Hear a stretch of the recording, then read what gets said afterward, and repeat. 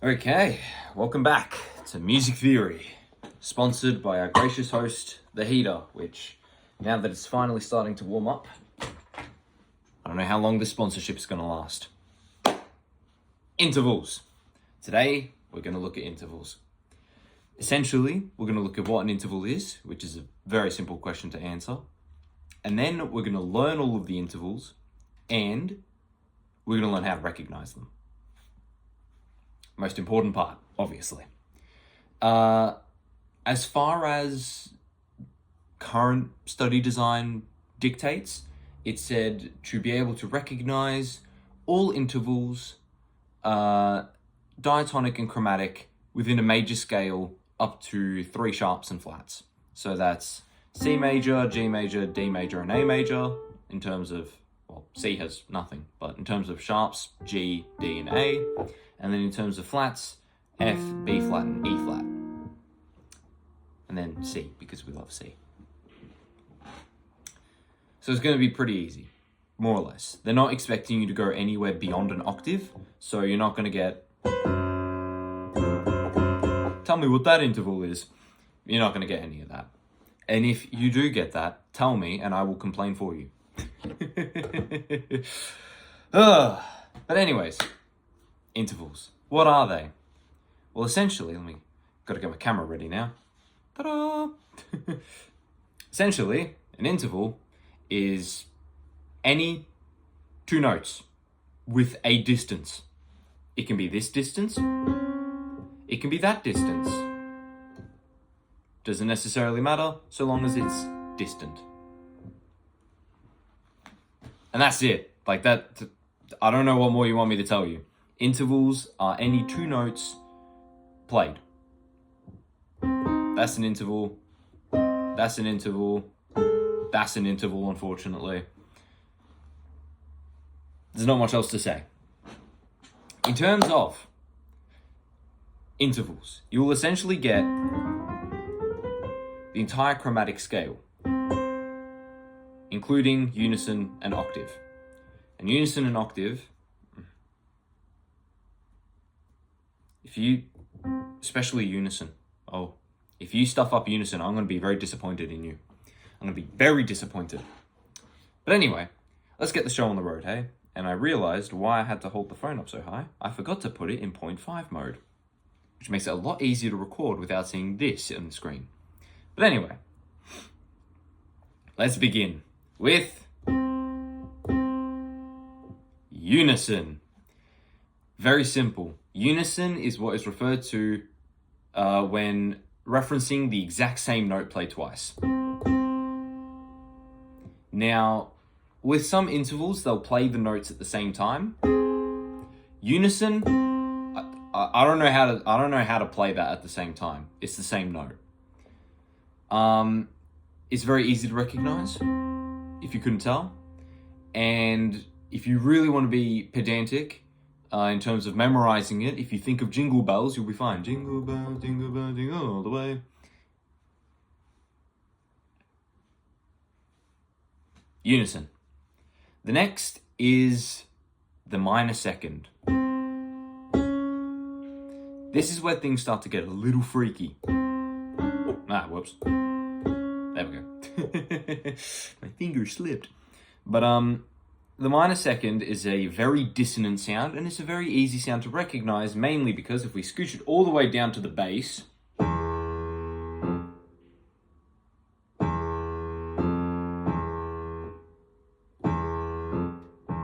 the minor second is the Jaws theme. And because it's the Jaws theme, it makes it very easy to recognize. You can put it anywhere. You can put it between these 2 notes.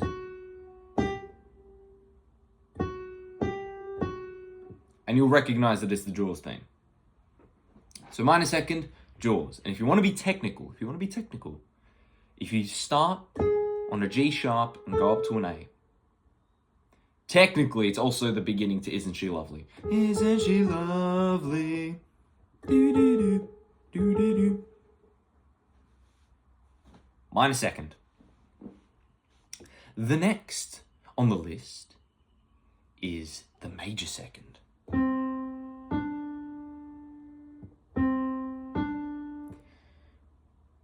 it sounds consonant enough, and the great thing about the major second is it almost sounds like you're going up a scale, because you expect something like that to happen afterwards. In terms of songs, you got Silent Night, Holy Night, which is really, pretty and cute, and we love it. For all the jazz peeps out there, you'll much prefer this one. First two notes of Autumn Leaves, it's a major second.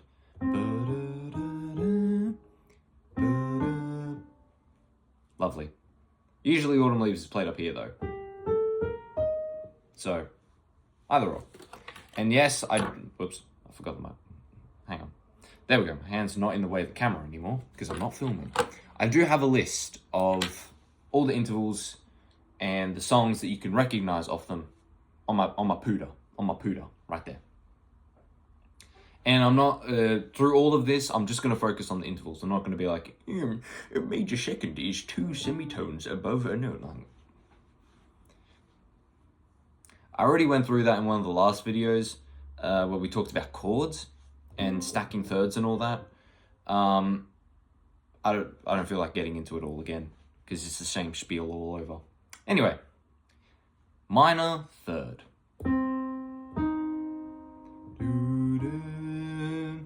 It sounds pretty sad. It's very noticeable when you hear it.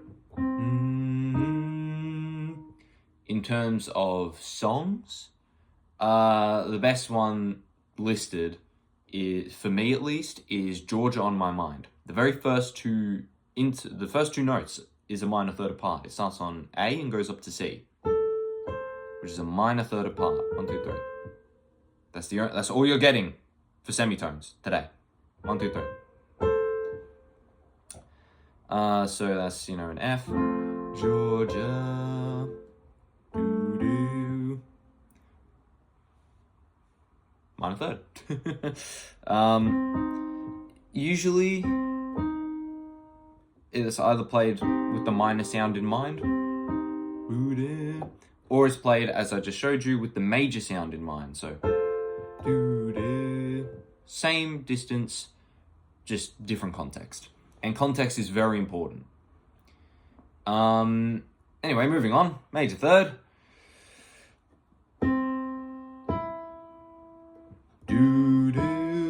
This one's very easy to recognize. It just sounds natural. It sounds like that's the correct progression to go with this. In terms of songs, best one I could think of, for he's a jolly good fellow, for he's a jolly good fellow, for he booty. Love it. Moving on, the perfect fourth.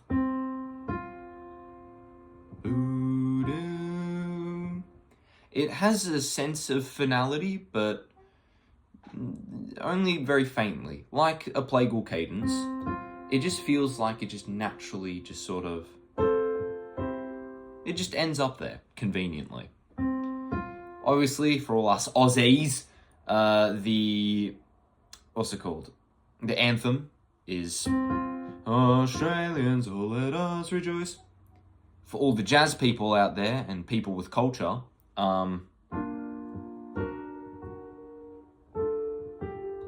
it's the first two notes in Someday My Prince Will Come. Well, I mean, you don't actually have to be a jazz nerd to know that. Someday My Prince Will Come was written for Snow White. But anyway.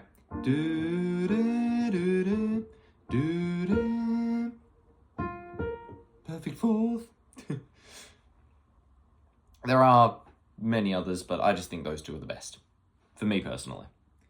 Then, the tritone. The tritone is by far one of the crunchiest in terms of any interval recognition, and a lot of the times it can be confused with the minor 6, and that's because both are how do I put it?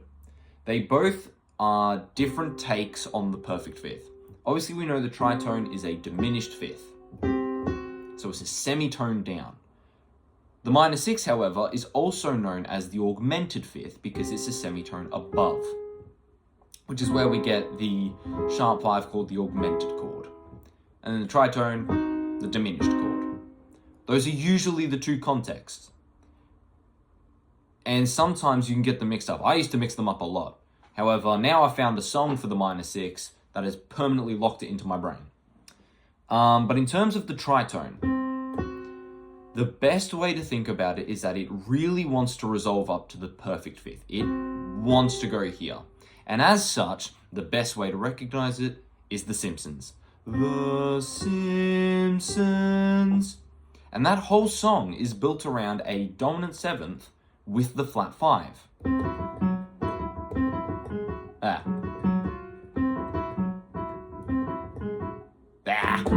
Difficult to play one-handed, but that's okay.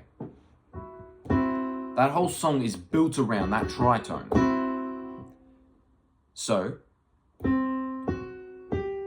think of The Simpsons. Now the perfect fifth. The perfect fifth is one of the most consonant intervals you can really get second to unison and octave. This just sounds right, and that's primarily based off the harmonic series. So, I'm going to use my phone over here.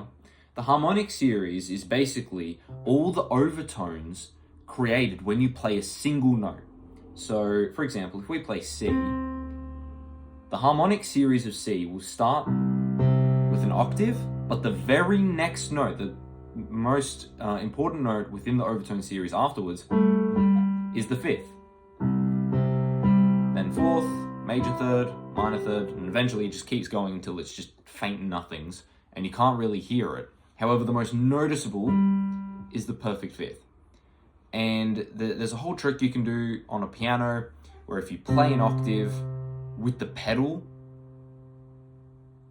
if you play, I think it's like if you play an octave with the pedal, and then you like quickly let go, while still holding down the fifth, so you go like, you can hear oh no, it's without the pedal actually. I remember. But case in point, you can hear that the perfect fifth is the most consonant sound coming out of the overtone series. Out of that octave, the fifth is the most noticeable. In terms of songs, however, my go-to is Scarborough Fair by Simon and Garfunkel. Are you going to Scarborough Fair? In their version, it's in E, but are you going to Scarborough Fair? I can play without looking. Shut up. In terms of minor 6, this is where shit gets real now. Because as I said, this and this get confused all the time because they sound so weird in context. Minor 6 is like this. Pretty stock standard. In terms of recognizing it, my go-to choice, and I'm going to recommend this song like no tomorrow because the entire A section is just interval practice based off one note.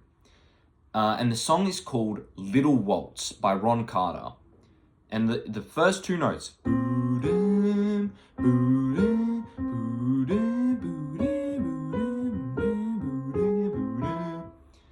very first two notes, minor 6.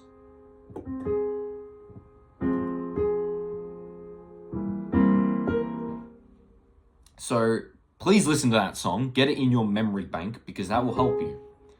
I promise you. Then the next interval, major 6. The major 6 has a very consonant sound and also kind of a warm sound. Typically when writing harmony, particularly for vocals, it's recommended to harmonize in thirds and sixths. Yeah. That's a gross word. And that's partly why even the minor third and sixth still sound incredibly beautiful because those are the go-to notes for harmonization. which is why the major 6 sounds very pretty, and also why a lot of people like to use it. Now, you will be told that if you want to recognize the major 6, you listen to My Bonnie Lies Over the Ocean. My Bonnie lies over the ocean, or whatever it is. Take it from me. You can do that, and I fully respect that. But just put that down just a little bit, and you get My Way by Frank Sinatra. And I'm just saying, okay, I like that more because I like Sinatra, and you're just gonna have to deal with it. And now, suffer if you care about My Bonnie Lies Over the Ocean. Suffer. I don't care for it.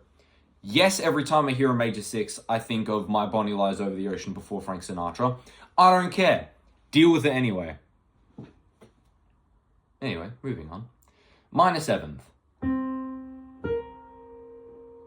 The minor 7th is a bit of a confusing sound, because it almost sounds like it wants to go up to the octave, but it just doesn't want to go there as much. It's a complicated sound to recognize and to explain.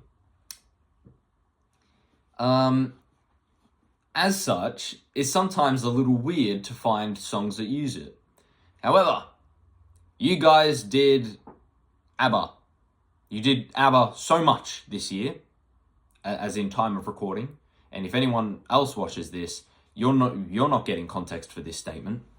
But because of that, go to ABBA. The Winner Takes It All. They do it on D, I'm pretty sure. The winner takes it all. Yeah. The Winner Takes It All. ABBA. Pardon my very poor singing skills, but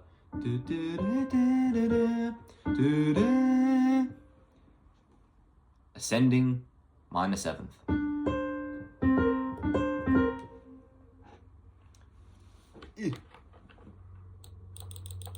Scroll down a bit more. Okay. Major 7th. Now, major 7th is one of the easiest to recognize because it just sounds so horrid. Like that just... Oh, mwah, beautiful. But until then...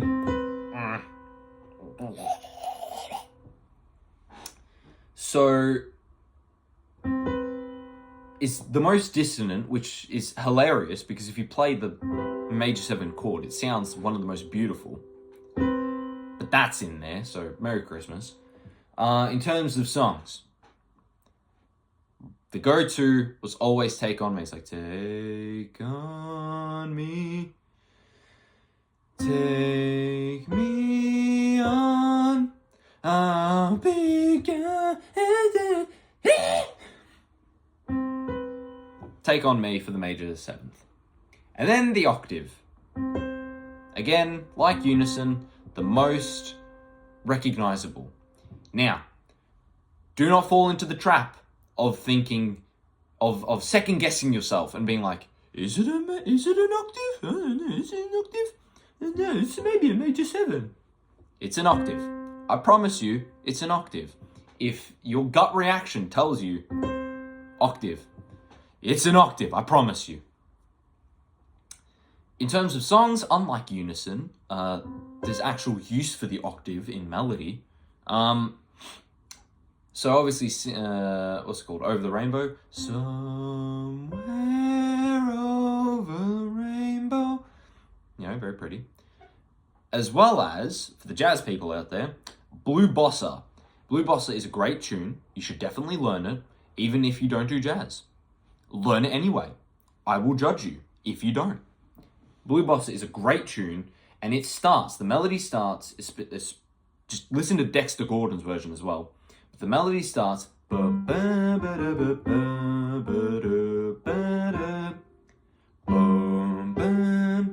perfect octave.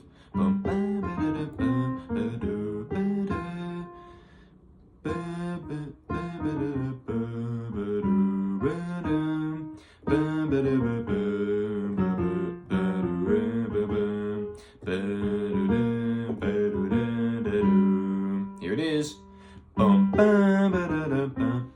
It's just a great tune. Learn Blue Bossa. Otherwise, I'll be very upset. Learn Blue Bossa. Don't shoot yourself in the foot by not learning it.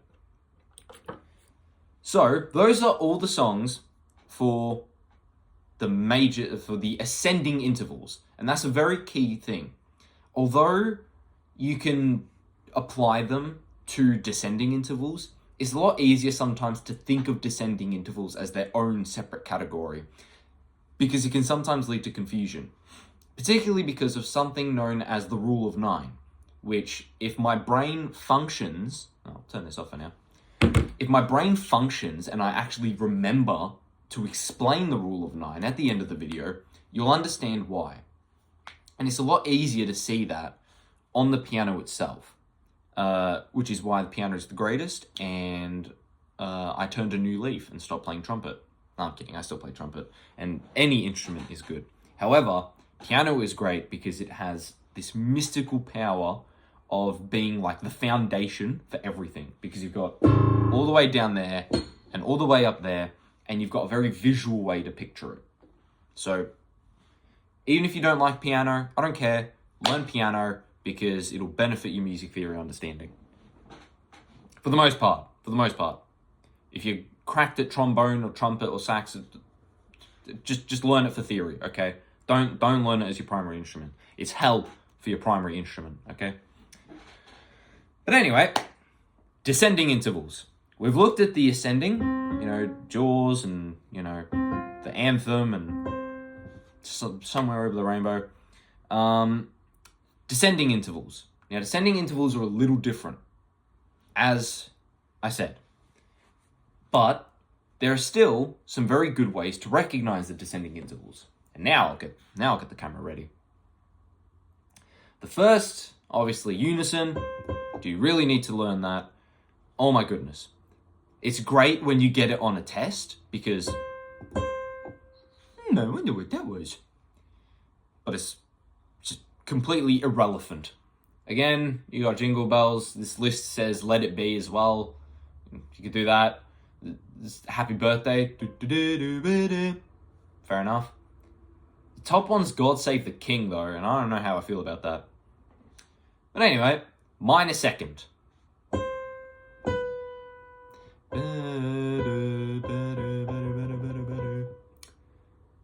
Again, very, very dissonant sound.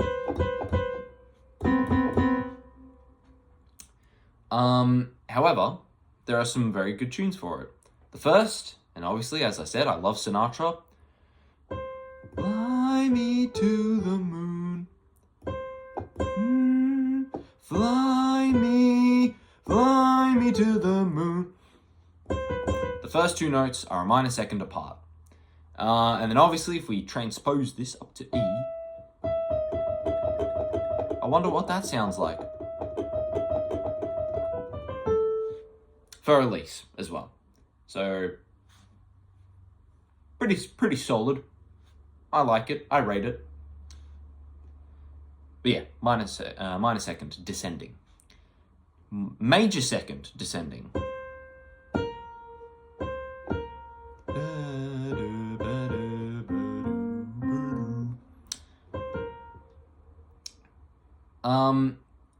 It's very nice. Just like the ascending major second, it sounds relatively like it works. It's almost like we're going down the major scale. Who'd have thunk it? The great song for it is Yesterday, the very beginning. Yeah, starts on G.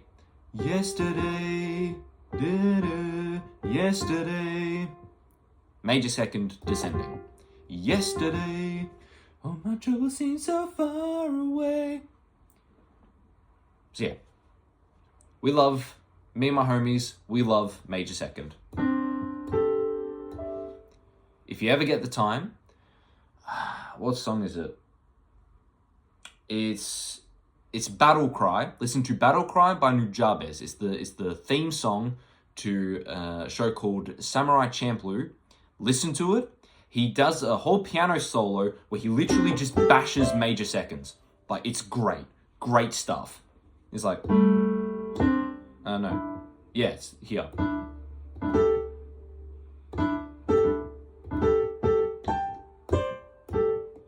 And that's the whole solo. Anyway, minor third.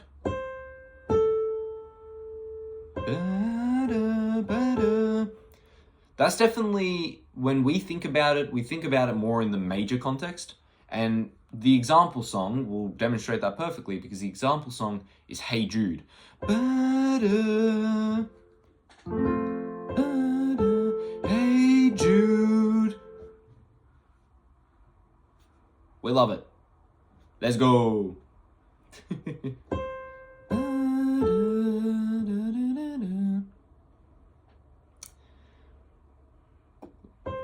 Yeah, I did say the minor third. I'm just hoping I'm getting my things right. Because now we're moving on to the major third.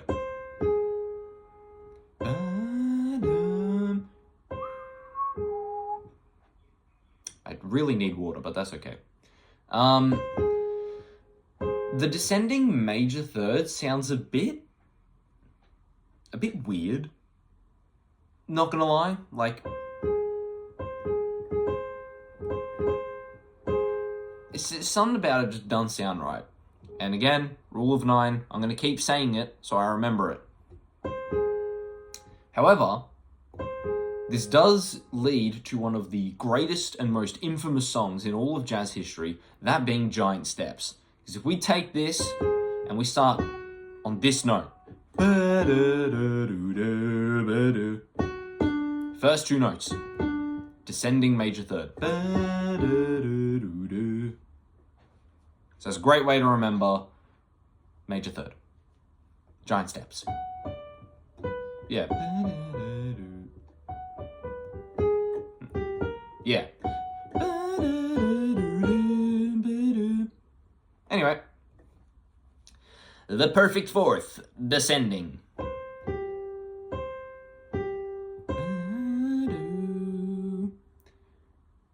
Admittedly, I was looking at the examples and I'm like, Ascending's fine. Descending, But one of them, as cheesy as it is, Ein klein Nachtmusik. Great example. So when you hear, just sing in your head,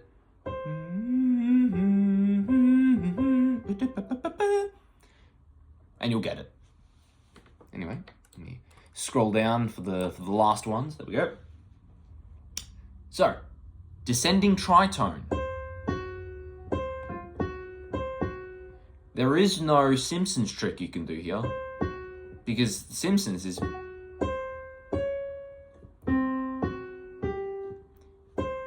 But descending doesn't work the same. Unless you count the bass part, you know.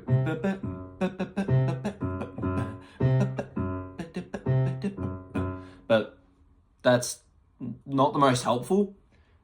However, there is a great song that if we put it up here, if we start on F sharp and go down to C instead, it's even flow.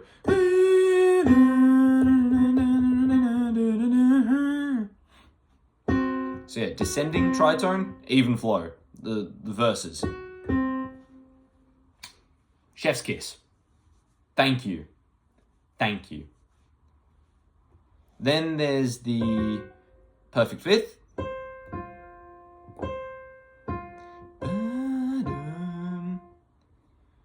And the perfect fifth is great in terms of recognizing it from Have You Met Miss Jones, which is, again, jazz standard. Love it. Have you met Miss Jones? Sorry.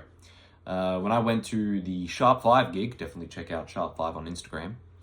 Sharp 5 Quintet, they're awesome. When I went to their gig, they had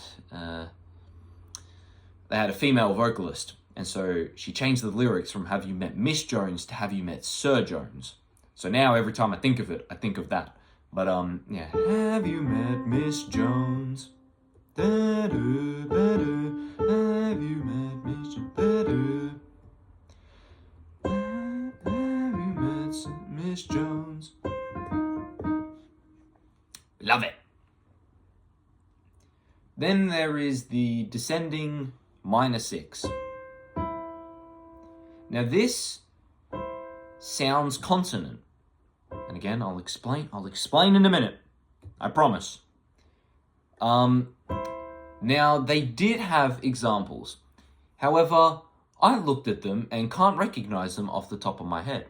Even though I know who Chick Corea is, and I know who Antonio Carlos Jobim is, I don't know the songs they're referring to, and I couldn't be bothered searching them up. So, here's what we're going to learn it as. Descending minor 6. That is the Duke Ellington ending. That's what it wants, okay? That's what it's trying to do. Do it in the bass.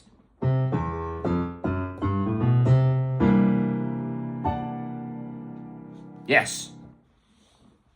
So yeah, descending minor 6. Duke Ellington ending. Then there is the major 6.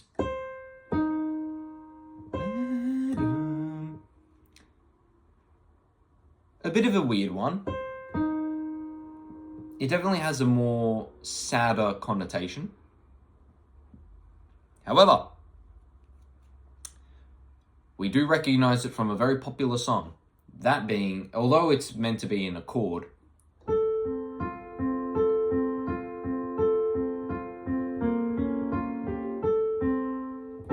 No Surprises by Radiohead.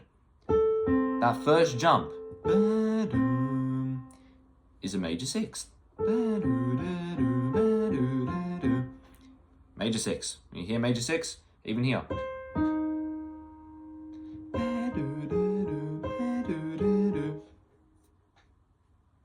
We love it. We love it. Yes, when you think of major 6, think of No Surprises. Then there is minor 7th. Now, I looked at it and I saw, An American in Paris, George Gershwin. I guess I'll have to go look at that and, figure out how to play it, yada yada. However, for you astute-minded people in the audience, that sound, particularly when played here, should be very familiar if you've played Watermelon Man by Herbie Hancock.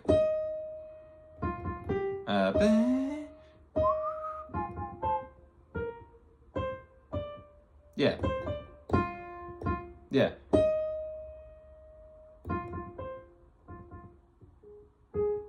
I'm tweaking. But anyway, that first part.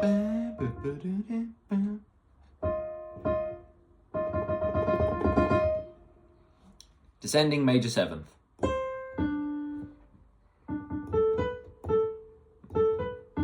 Something like that. Yeah. Minor 7th, Watermelon Man.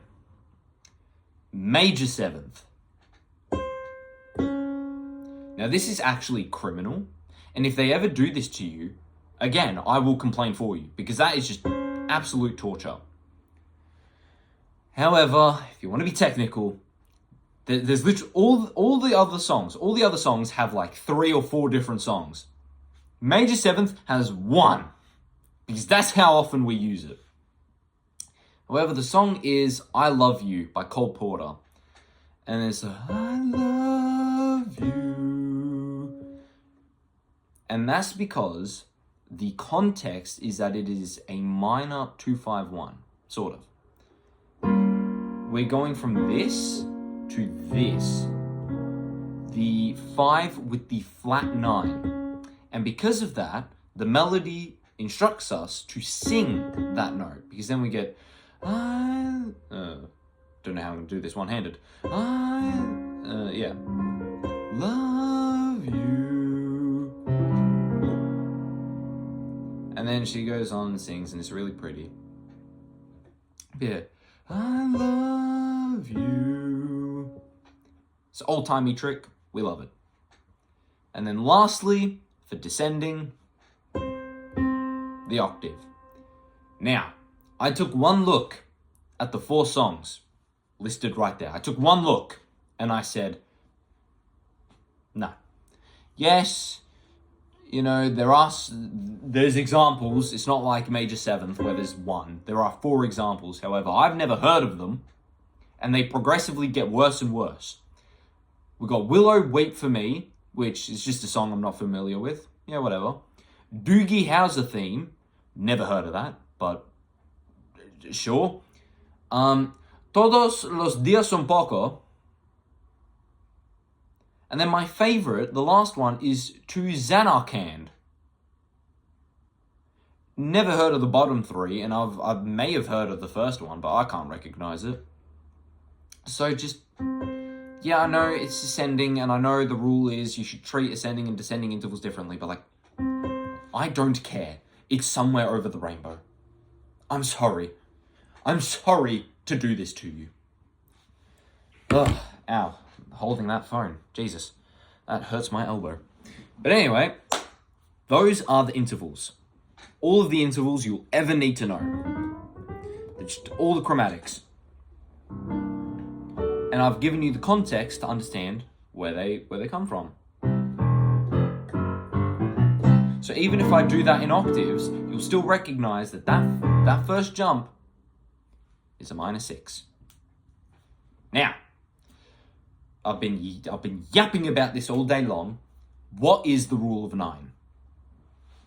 The rule of 9 is essentially this sort of trick when figuring out descending and ascending intervals, particularly descending when you get questions that say like, oh, you know, they'll have the little staff and they'll say, write me a major 6 below D. Now, I have to record this. So the instruction is write a major 6th below D. So here's D. What's up? How do we figure it out? So the rule of 9 essentially means that one interval plus one interval will equal 9, and you will flip whatever it is asking of you. So we're looking for a major 6th below D. So to figure it out, we can get, 6 minus 9. How did I step into that one? I fully stepped into that one.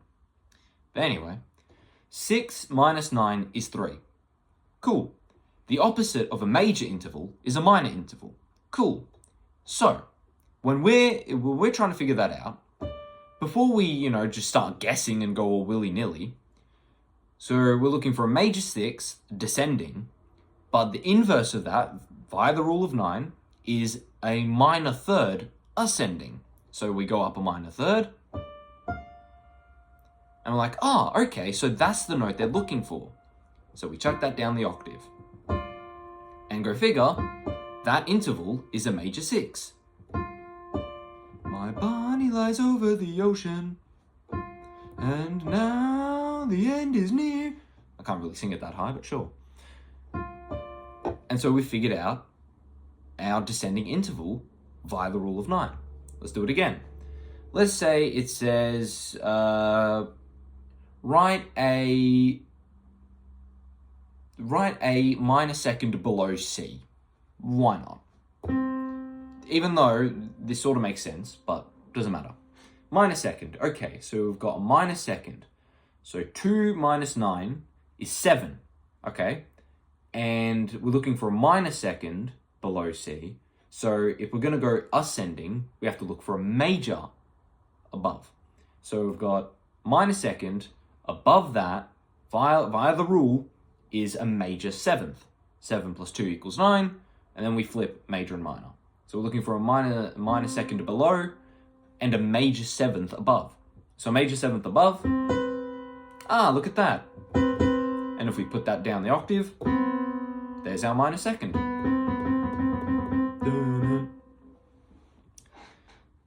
And that's essentially the rule of 9. The rule is, I'll stop recording so I can do a little. The rule of 9 is one interval, if we're looking for descending intervals, one interval plus another interval must equal 9. As such, one interval minus 9 equals whatever, and if interval is major, flip it to minor. If interval is minor, flip it to major. And that is how we figure it out ascending. Like we said with the D example, an ascending minor third above D is F natural. So 3 minus 9, we've got 6. We've gone up a minor third, so let's go down a major 6. And that's a major 6. And that is the rule. Plain and simple. It's a weird thing to sort of wrap your head around. It's a weird thing to explain. However, it is a great rule and a very good tool when you're not recognizing intervals, but you're notating intervals. Because it can sometimes get confusing. For example, I once had a friend ask me that exact same question. It was, major 6 below D. And they initially put this, F sharp.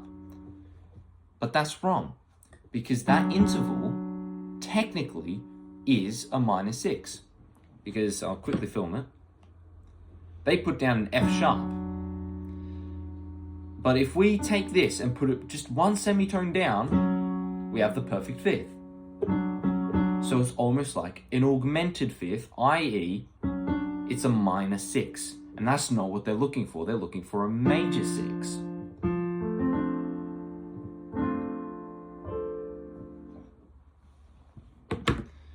But in essence, that in its entirety is intervals. Listen to Little Waltz by Ron Carter, majestic tune, and listen to Blue Bossa because I told you to. Do it. No, but in all seriousness, listen to Little Waltz because it will really help you with your recognition. At uni, we had to do an assignment where we had to play a drone of our choice. I picked middle C because I'm lazy. And we had to sing arpeggios and notes and scales and all the rest of it just by playing the drone. We couldn't do that. It was just, and you just had to know, boo-dum, boo-dum. You just had to be able to sing it just based off of this. So listen to Little Waltz and it will help you. Obviously, all the things that I mentioned are some tunes that I like and think are appropriate in terms of how to remember them. And yeah, go forth, seek, conquer. I know this wasn't as long compared to some of the other ones. But yes, go forth, seek, conquer, destroy. Yeah. All the videos will now be public and posted on, if you want to call it my private account, sure. It's literally just my email. And then create YouTube channel. That's all I did. Yes. All of them will be uploaded public on that channel. And I will start a playlist as well. So you can save that to your YouTubes and watch it whenever you like. And I'll obviously update it as frequently as I can and all will be good. But yeah. Peace out. Thank you, Heater. I didn't even use you today, but thank you nonetheless. Catch yous around.